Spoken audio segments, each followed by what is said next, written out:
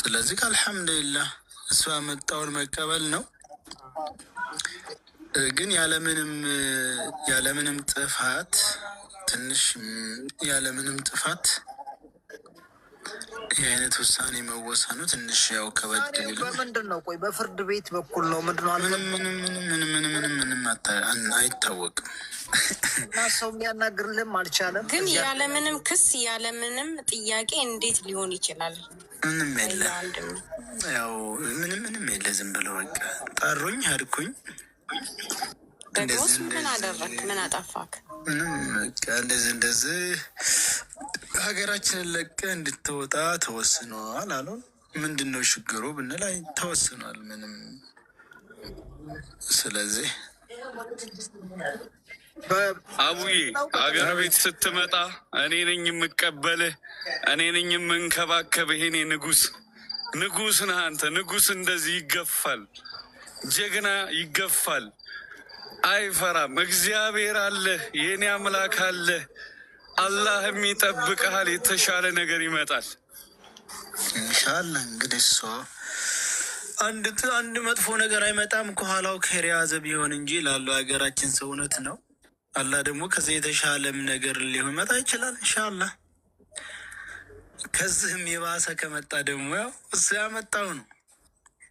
ሰያው ዞሮ ሀገሩ አይሆንም ነበር። በቃ ከዚህ የተሻለ ነገር ደግሞ ፊት ለፊት ላይ በቃ ፈጣሪ ጽፎናል። አንደኛ ሰው ኢንሻአላህ እንግዲህ ኢንሻአላህ ገባርጎሃል ማለት በዚህ በተወሰነች ጊዜ ውስጥ በቃ ጥሩ መልካም ነገር ዘርተሃል። የዘራኸውን እቺ መልካም ነገር የዘራት ደግሞ አፍርታ ነገ ጠዋት ፍሬዋን የምትቀምስባት ቀን ትመጣለች እና አይዞህ ኮንታክት አድርግ ከልጆች ጋር ዞሮ ካሉት ልጆች ጋር እንዳታቋርጥ።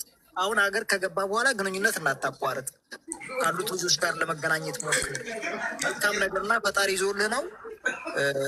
በቻልነው ያክል ያለውን ነገር ዞሮ እስኪ እንትን እንላለን። ሰያው እሺ፣ ብቻ አላህ ነው ያዛት፣ ፈጣሪን ያዝ ኢንሻአላህ ኢንሻአላህ። እንደው በፈጠራችሁ እዚህ ጋር 10,000 ሰዎች ያላችሁ አቅም ያላችሁ እንደው ለሰያው እስኪ እንደው ለእውነት የሚለፋው ሰው አንበስታ አውርዱለት እስኪ በእናታችሁ። እንደው በፈጠራችሁ የእውነት በፈጠራችሁ። ሁሉ ነገር ተዘጋግቷል።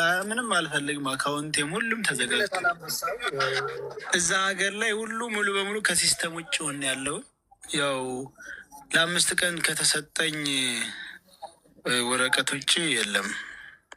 ገንዘብ ማንቀሳቀስ አልችልም፣ ማውጣት አልችልም። ምንም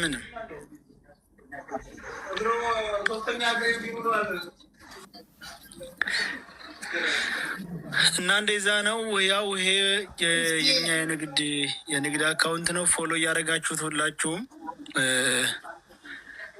ችግር የለም። ሀገራችንም ሁለን የምንሰራበትን አላህ ያምቻችልናል ኢንሻአላህ። ሰያ እንግዲህ ያው ድምፅህን በዚህ ሰምተናል። እኛ እንኳ የሰማነው ታስሯል ምናምን የሚል ነበረ። አሁን እንደዚህ ድምፅህንም ከሰማን የተወሰነ ለውጥ አለ። ስለዚህ ከሳኡዲም እንደተባረርክ እናውቃለን። አሁን ደግሞ ቀጣይ ወደ ዱባይ ሄድ ነበር።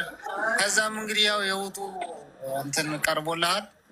ስለዚህ እንግዲህ ያው ሰያን የምንወድ የምናከብረው ብዙ የሰራ ልጅ ነው። ለእኛ ብሎ ነው ከሳኡዲ አረቢያም ተሰዶ ኢትዮጵያ ገብቶ እንደገና ደግሞ አሁንም በኛው ጦስ ነው።